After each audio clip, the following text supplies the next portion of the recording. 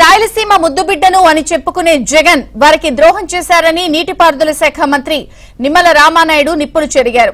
అనంతపురం జిల్లా కసాపురం గ్రామంలో హంద్రీనివా కాలువ వెడల్పు పనులను మంత్రి నిమ్మల ఎమ్మెల్యే టీడీపీ నేతలతో కలిసి పరిశీలించారు.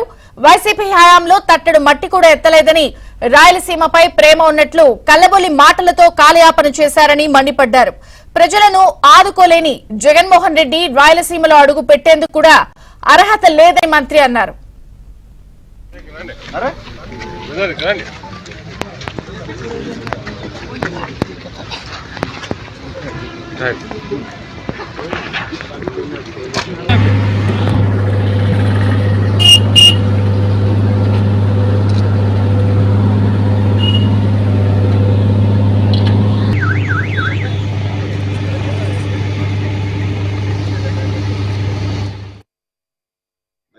నారా చంద్రబాబు నాయుడు గారు 14-19లో మరి యొక్క హంద్రీనివాను పూర్తి చేయాలని ఆ రోజు 5,000 కోట్ల రూపాయలు 5 సంవత్సరాల్లో పెట్టి దీన్ని ముందుకు తీసుకెళ్తే, మరి తర్వాత ఏదైతే వైఎస్ఆర్సీపీ ప్రభుత్వం మరి 19-24లో 500 కోట్లు కూడా దీని మీద ఖర్చు పెట్టలేదు అని అంటే, మరి ఈ యొక్క హెచ్ఎన్ఎస్ఎస్కి జగన్మోహన్ రెడ్డి చేసినటువంటి ద్రోహం ఏంటి, దగా ఏంటి అనేది మనందరికీ కూడా అర్థమయ్యేటువంటి పరిస్థితి.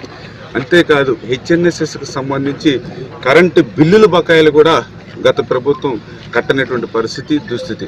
అంటే రాయలసీమ బిడ్డను అని చెప్పుకునేటువంటి జగన్మోహన్ రెడ్డి ఆ రాయలసీమకే ఆంధ్రప్రదేశ్ రాష్ట్రంలో ఏ ముఖ్యమంత్రి చేయనటువంటి ద్రోహం దగా మరి జగన్మోహన్ రెడ్డి చేసినటువంటి పరిస్థితి. జగన్మోహన్ రెడ్డికి అసలు రాయలసీమలో అడుగు పెట్టేటువంటి హక్కు ఉందా అని చెప్పి అడుగుతూ ఉన్నాం.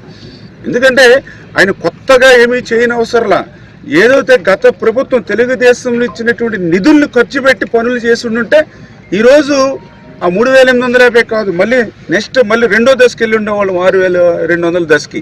అంటే ఈవేళ అడుగున కూడా రాయలసీమకి మరి జగన్మోహన్ రెడ్డి అన్యాయం ఏంటనేది కళ్ళకు కట్టినట్లు ఈ యొక్క హెచ్ఎన్ఎస్ఎస్లోనే కాదు, ఇటు జిఎన్ఎస్ఎస్లో కానీ ప్రతి రిజర్వాయర్లోనూ కూడా మనకి కళ్ళకు కట్టినట్టు కనిపిస్తూ ఉంది.